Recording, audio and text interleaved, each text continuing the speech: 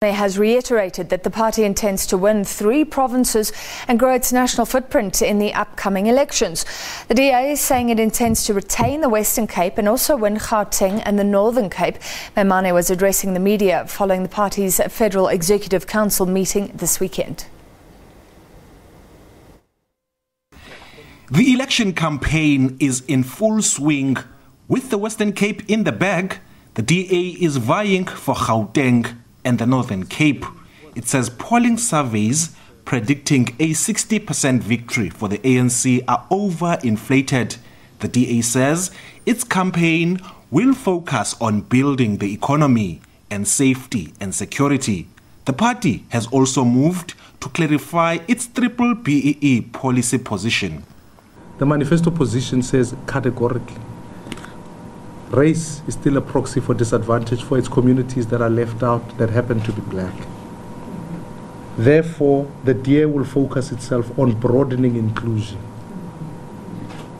That's the position. The DA has also crafted a fiscal policy. Firstly, reduce the budget deficit. Secondly, reduce the debt to GDP. As you know, the debt to GDP is close to 60%.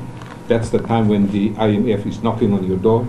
The third issue that we discussed at the Federal Council, substantively reduce the state guarantees, specifically as it relates to the failed state-owned enterprises. Meanwhile, the DA has condemned Communications and Telecommunications Minister Stella Ndabeni-Abrahams' attempt to obstruct an SABC crew from filming disruptions at the ANC Eastern Cape manifesto launch.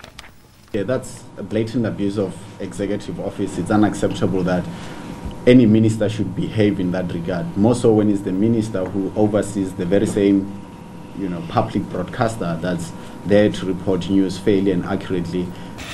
The party says it did not discuss Western Cape Premier Helen Zila's call for a tax revolt if the ANC wins, as it's not party policy. Ulelani Philip, SABC News, Cape Town.